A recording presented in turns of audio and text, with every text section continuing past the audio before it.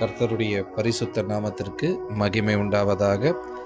இந்த நாளிலும் கூட வேத பகுதியில் ஏசாயாவின் புஸ்தகம் 54ஆம் அதிகாரம் 17வது வசனத்தில் முற்பகுதியை நாம் பார்ப்போமானால், உனக்கு விரோதமாய் உருவாக்கப்படும் எந்த ஆயுதமும் வாய்க்காதே போகும் என்று எழுதப்பட்டிருக்கிறது. உனக்கு விரோதமாய் உருவாக்கப்படும் எந்த ஆயுதமும் அதாவது பலிக்காது என்று சொல்லி எழுதப்பட்டிருக்கிறது.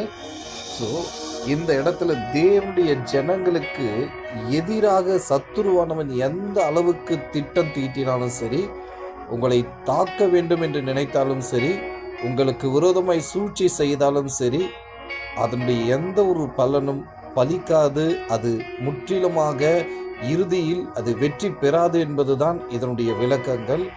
ஆயுதம் என்பது சரீர அளவு தாக்கக்கூடியது அது அல்ல.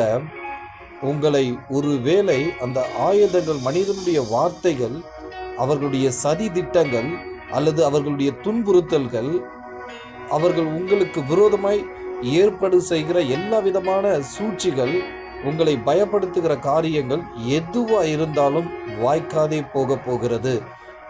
உங்களுடைய காரியங்களை கர்த்தருடைய கரத்தில் நாம் ஒப்பு கொடுக்கும் பொழுது கர்த்தர் எல்லாவற்றுக்கும் நம்மளை விலக்கி பாதுகாப்பார். ஒருவேளை உங்களுக்கு விரோதமாக பொய்யான குற்றச்சாட்டுகள் சாட்டலாம், அல்லது உங்களுக்கு விரோதமாக அவதூறான காரியங்கள் செய்யலாம், அல்லது உங்களுக்கு விரோதமான உங்களை நிந்திக்கப்படும்படியாக, உங்களை அவமானப்படுத்தும்படியாக, உங்களை வெட்கப்படுத்தும்படியாக எந்த சூழ்ச்சிகளாக அது இருக்கலாம்.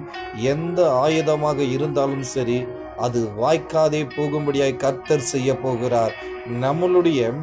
நாம் சார்ந்திருக்கிறது மனுஷனை அல்ல, நாம் சார்ந்திருக்கிறது தேவாதி தேவன், கர்த்தாதி கர்த்தர் இயேசு மகாராஜாவை நாம் சார்ந்து வாழும் பொழுது நமக்கு விரோதமாக எந்த ஆயுதங்கள் எழும்பினாலும் சரி, அதை கர்த்தர் நிர்மூலமாக்கி போடுவார்.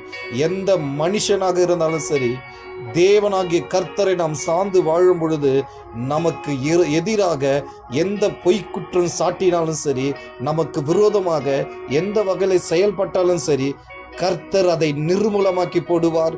கர்த்தர் உங்களோடு கூட இருக்கிறார் என்பதை நிரூபித்து காண்பிப்பார். இந்த வார்த்தையை கேட்டுக்கொண்டிருக்கிற அன்பான சகோதரனே, சகோதரியே, உங்களுக்கு விரோதமாக எழும்பப்படுகிற எந்த ஆயுதமாக இருந்தாலும் சரி, அது இந்த நாளிலே கர்த்தர் நிர்மூலமாக்கி போட போகிறார். ஹல்லேலூயா, ஹல்லேலூயா. கர்த்தர் உங்களுக்காக இறங்கி அற்புதத்தை செய்யப்படுகிற நாள் தான் இந்த நாள்.